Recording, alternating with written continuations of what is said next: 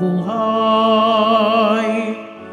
Ako'y inyong panaligan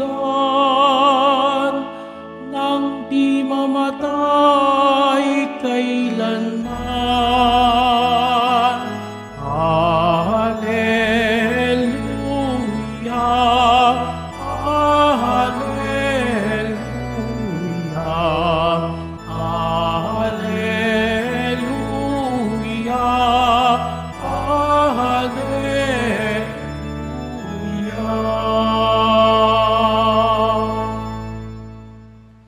Sumainyo ang Panginoon. At sumaiyo rin. Ang mabuting balita ng Panginoon ayon kay San Marcos. Papuri sa iyo, Panginoon.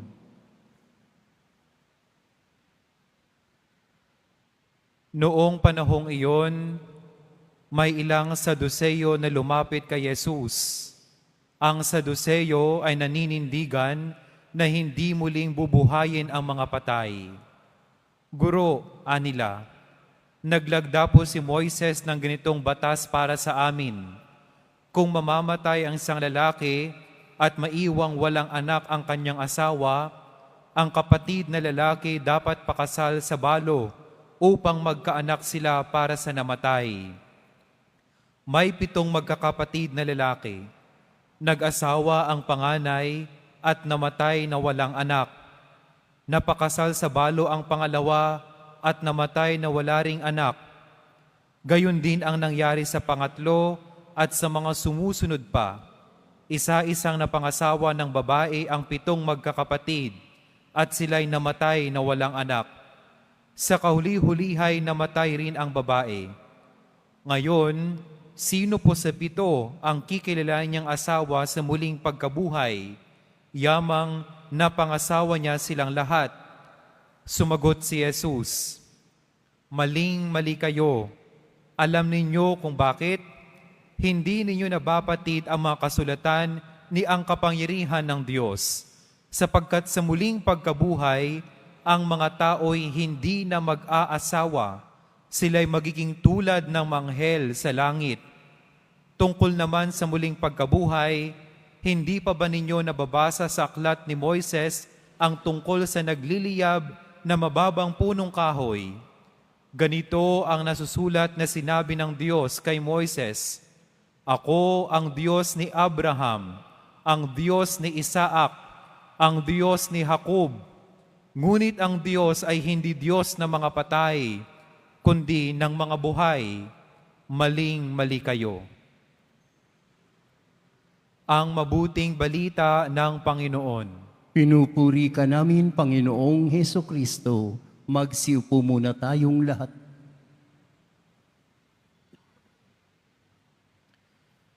My dear brothers and sisters, good afternoon. In the time of Jesus, there was more than one understanding of death within the Jewish tradition. And one of these is the belief of the Sadducees, who claim that there is no resurrection, who claim that there is no afterlife. Para po sa mga Saduseyo, ang buhay ng tao ay nagtatapos sa mundong ito. So kapag namatay ka, walang araw ng panghuhusga, walang kaluluwang aakyat ng langit, sapagkat para sa kanila, ang kamatayan mo sa mundong ito ay ang iyong pagtatapos. Kaya nga po ito yung pinag-uusapan po sa ating banal na ebanghelyo. Lumapit po sila sa ating Panginoon at ang sabi ay, naglagda po si Moises ng ganitong batas para sa amin. Kung mamatay ang isang lalaki at maiwang walang anak ang kanyang asawa, ang kapatid na lalaki dapat pakasal sa balo upang magkaanak sila para sa namatay. Ngayon po, nagpresenta po sila ng isang senaryo. Meron daw pong 7 lalaking magkakapatid. Ngayon, yung panganay na lalaki, nagkaroon po siya ng asawa. Unfortunately, wala silang anak at namatay ang lalaki na ito. Dahil yun po yung nilagdaan ni Moises, yung pangalawang kapatid ng lalaking ito ang muling inasawa ng babaeng ito, hanggang sa pangatlo, pang-apat, hanggang sa panghuli. Ngayon, ito po ang katanungan ng mga Saduceo. Sino ngayon ang kikilalaning asawa ng babae pagkatapos ng kanyang buhay sa mundong ito? Kung lahat silang 7 magkakapatid ay nagkaroon po ng pagkakataon na maging asawa ang babaeng ito. At ano po ang sagot ng ating Panginoon? Sapagkat sa muling pagkabuhay, ang mga tao'y hindi na mag-aasawa, sila'y magiging tulad ng maanghel sa langit. In other words, my dear brothers and sisters, the children of the resurrection are sons and daughters of God. Kapag tayo po ay muling nabuhay pagkatapos ng ating kamatayan sa mundong ito, hindi na po natin sasabihin na, ex ko to, ito yung asawa ko, ito yung katrabaho ko, ito yung aking amo. Wala na pong ganon. Ang ating ugnayan ngayon, iisa na lamang. At ano po yun? Tayong lahat ay magkakapatid na merong iisang ama na nasa langit. That is our relationship. Wala na po yung asawa ko to, kaibigan ko to, katrabaho ko ito. Ang ating ugnayan, tayo'y mga anak ng Diyos na merong iisang amang nasa langit. At ito po ay magandang paalala sa atin kung ano po dapat yung ating bigyan ng pagpapahalaga. Yung atin po bang ugnayan sa ibang tao o yung ating ugnayan sa Diyos? Kung sinasabi ng ating Panginoon, all our relationships here on earth will vanish, then what is important is our relationship with God, which is lasting and eternal. Kung lahat pala ng ugnayan pagkatapos ng ating buhay dito, ay hindi na tayo magkakakilala, wala nang saysay, ibig sabihin, ang mahalaga lamang ay ang ating ugnayan sa Diyos.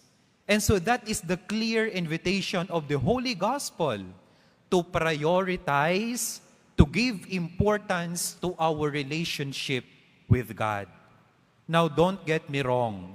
Hindi ko po sinasabing hindi mahalaga yung ating ugnayan sa ating pamilya. Hindi ko sinasabing hindi mahalaga yung ating ugnayan sa ating kaibigan. I am not telling that. The concern here, the invitation is not to reject or to cut off our relationship with other people. That is not the invitation. The invitation here or the concern is the primacy of relationship. Ano ba yung ating dapat mas inuuna, mas pinapahalagahan? Ang ating ugnayan sa ibang tao o ugnayan sa Diyos? At ang imbitasyon po ng ating Panginoon, ang bigyang pagpapahalaga, ang inuuna ay ang ating ugnayan sa Diyos. Ngayon po, we celebrate the memorial of Saint Charles Wanga. No? Pangalan pa lamang po, hindi po siya American, hindi po siya Filipino, pero isa po siyang African saint. No? Actually, Saint Charles Wanga and companions. Saint Charles Wanga is known as the leader of Uganda martyrs. And his memorial is not only celebrated or remembered by the Catholics, but also by the Anglicans.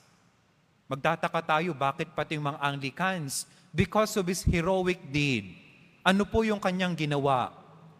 During the time of King Mwanga of Uganda, nagkaroon po ng immoral demands and sexual abuse sa mga kabataan. At dahil dito, tinutulan po ni Charles Wanga at ng kanyang mga kasama. Dahil sa pagtutol, ipinag-utos po ng hari na sila ay patayin. Alam niyo po ang sabi po ni St. Charles Wanga sa kanyang executioner, "You are burning me, but it is as if you are pouring water over my body." Sinusunog niyo ako, pero parang tubig naman yung ibinibigay niyo sa akin. At noong he is about to breathe his last, sabi niya, "Katunda, my God." Ito po ay pagpapatunay na Ipinaglalaban ko at pinaninindigan ko ang aking pananampalataya, ang aking ugnayan sa Diyos. Kay mga kapatid, I invite you now to have a prayerful and honest assessment of ourselves. How is our relationship with God? And in what ways can we deepen or redeepen our friendship with Jesus? Let us continue this Eucharistic celebration and ask the Lord for the grace to prioritize our relationship with God. May we all remember that when we are grounded in God, we can easily love our neighbors, even our enemies, the way He loves them. Amen.